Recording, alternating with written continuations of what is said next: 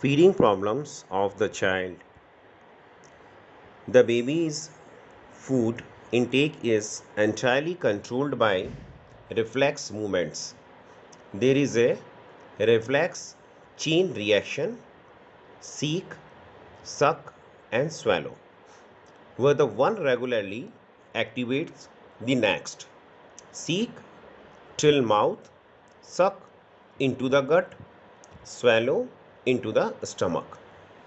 So, problems in eating and digestion range from inability to suck, chew, or feed him or herself to problems in digestion and movement of the gastrointestinal system in a child.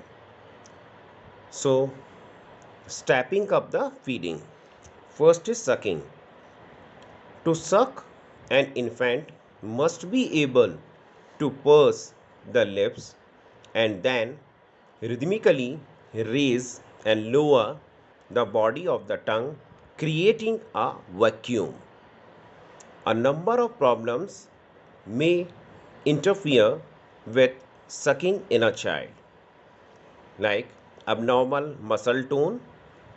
Abnormal body muscle tone may force the child into extended position, making feeding more difficult and increasing the likelihood of vomiting.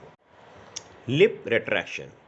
It is more difficult to purse to make a seal necessary for sucking when the lips are retracted.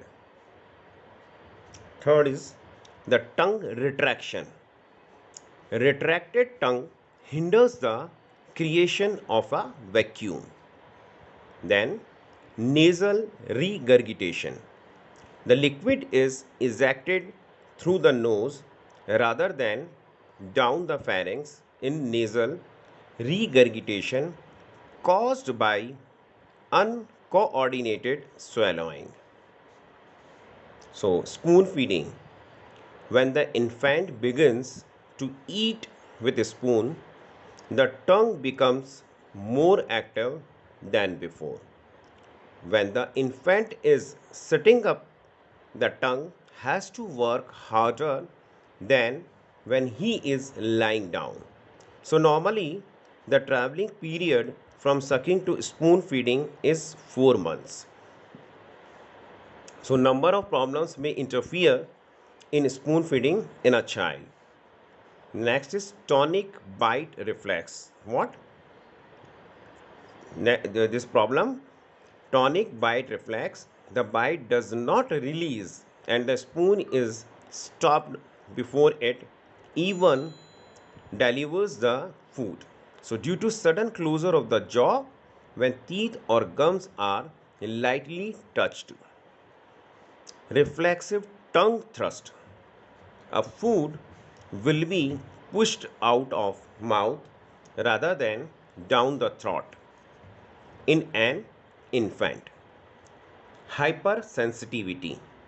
An infant may be hypersensitive to the touch of the spoon and even refuse to open his or her mouth. Swallowing. And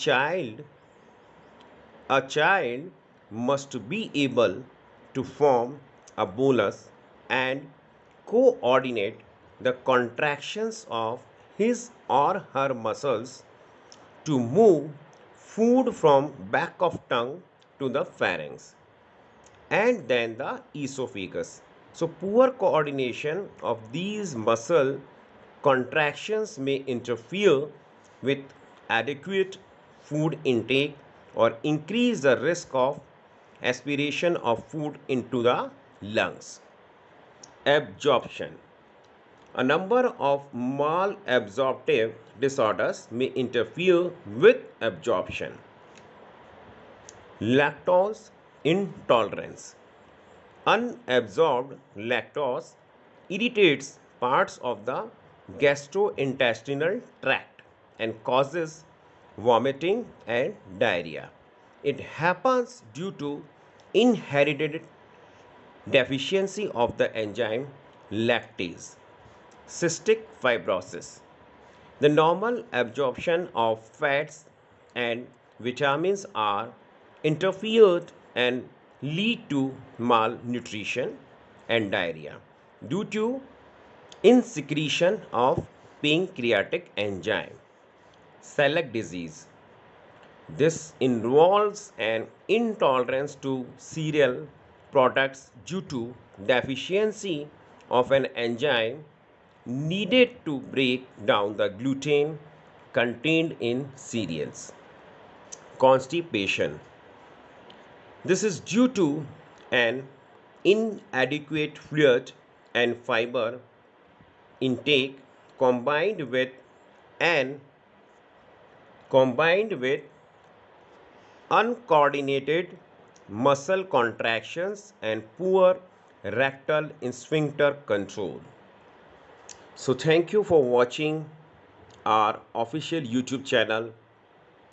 Please share, subscribe and like Deepak KM Hospital, Jaipur.